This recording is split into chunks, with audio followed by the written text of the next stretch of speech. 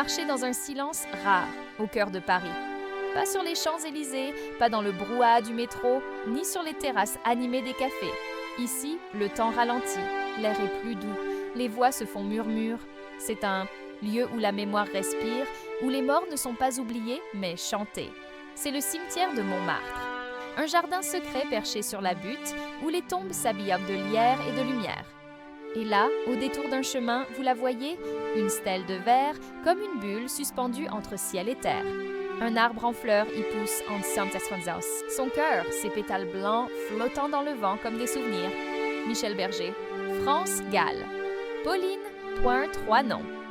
Une seule tombe, et une histoire d'amour, de douleur et de résilience qui n'a jamais cessé de toucher des millions de cœurs.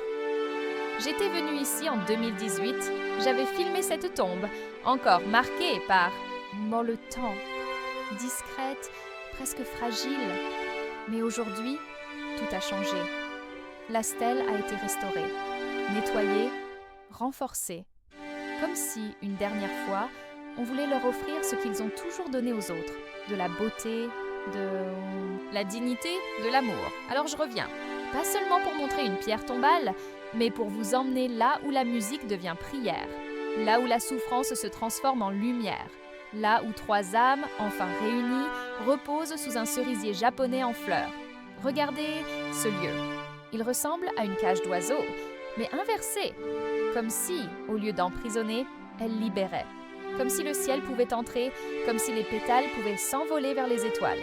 Le verre, transparent, ne cache rien. Il révèle, il protège, il laisse passer la lumière, les saisons, le souffle du monde.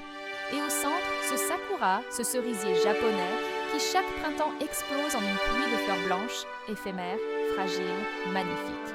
Un symbole puissant, la beauté qui naît malgré la douleur. La vie qui renaît, même après. Temps de deuil.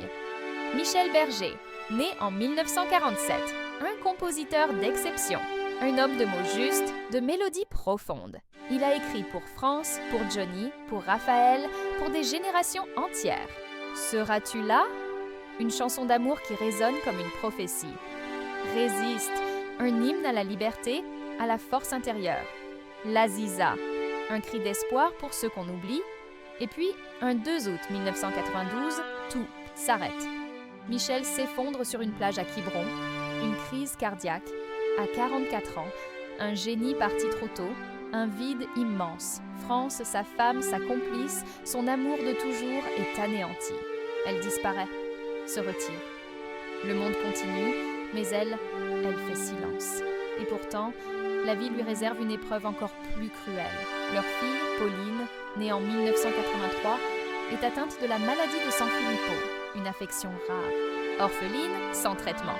Une maladie qui ronge lentement tout, la parole, les gestes, la mémoire.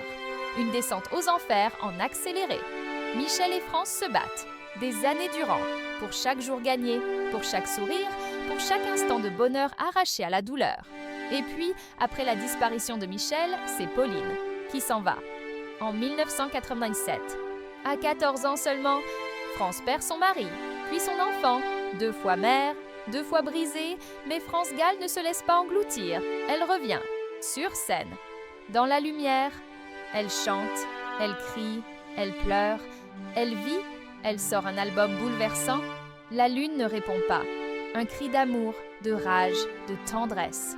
Elle chante pour Michel, pour Pauline, pour tous ceux qui ont perdu. Saint-Prangiat. Danda. Évidemment, cette chanson qu'il avait écrite pour elle bien avant, elle trouve soudain un sens nouveau. Évidemment, je t'aimerai. Évidemment, jusqu'à la fin du monde, un serment, une promesse tenue. Et puis il y a la chanson de Pauline, douce, fragile, bouleversante. Tu es la plus belle chanson que j'ai jamais écrite. Des mots qui traversent les années, les tombes, les larmes. Aujourd'hui, ils sont là, tous les 3, sous ce verre, sous ce cerisier, ensemble. Le cimetière de Montmartre, c'est un lieu de légende. Chopin, Degas, Zola, Dalida. Mais cette tombe-là, elle attire autre chose que la curiosité. Elle attire le recueillement, le respect. L'amour, les gens viennent. Ils laissent des fleurs, des lettres, parfois un petit lecteur MP3 avec une playlist de leurs chansons, une photo, un dessin d'enfant, un mot griffonné. Merci pour la lumière, car cette tombe, ce n'est pas un lieu de fin, c'est un lieu de présence. Michel est là, France est là, Pauline est là. Et chaque printemps, quand le cerisier fleurit, c'est comme un miracle, comme si la nature elle-même leur faisait une offrande, comme si le paradis blanc, celui dont France parlait, celui des âmes pures, les avait enfin réunis. Le verre brille, les pétales tombent, le vent murmure leurs chansons, et nous passons.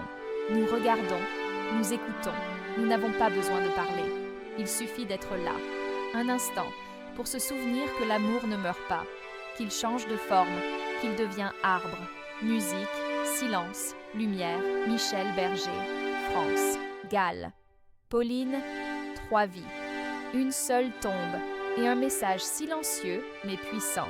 Continuez à résister, continuez à aimer, continuez à vivre. Merci d'avoir marché avec moi dans ce lieu sacré. Puisse à leurs chansons, leur courage et leur amour continuer à fleurir, comme ce cerisier chaque printemps, dans le cœur de ceux qui n'oublient